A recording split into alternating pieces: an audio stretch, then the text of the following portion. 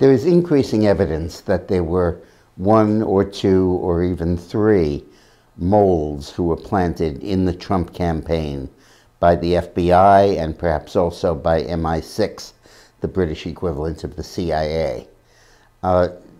First, let me just explain. These are people who are usually with intelligence training and background, professional spies, if you will, who were sent by these agencies to befriend and discuss things with various people in the Trump campaign, with the goal of eliciting information about contacts between Trump and the Kremlin to try to manipulate the U.S. election.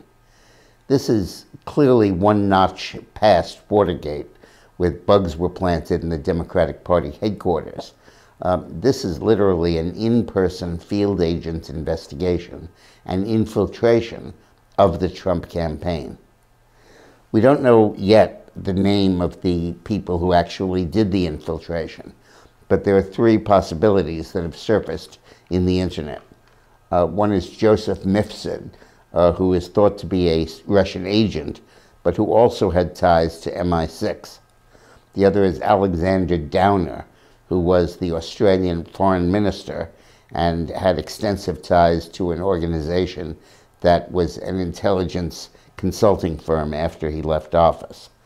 And Stephen Halper, who also had extensive ties to both MI6 and to the CIA, the FBI. We'll know more about who was responsible directly when the Inspector General's report comes out, probably this week. But fundamentally, the concept that the government of the United States, through its investigatory agency, would plant moles or spies in a political campaign, in the course of that campaign, is absolutely shocking and very dangerous. It mirrors the tactics that the CIA and the FBI have used in many foreign elections to try to destabilize the government and to try to influence the politicians to become more favorable to American policy. And the fact that this weapon was turned on America's domestic politics is scary, absolutely shocking. And this needs to be investigated thoroughly, and thank God it is being investigated. The Inspector General is expected to issue the second of three reports this week. The first one discussed the role of Andrew McCabe in trying to help Hillary skate on the investigation into her emails. The second is going to focus on the FBI's handling of the emails and of its investigation. And a third report, likely to come out in the next month or two, or thereabouts, is going to focus on the Clinton Foundation and the pay-for-play scandal.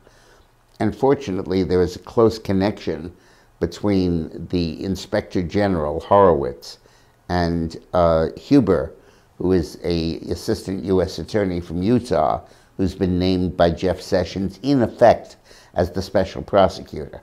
He still is technically an assistant U.S. attorney, but he's charged with all investigation of any of the handling of the emails or the Clinton Foundation scandal.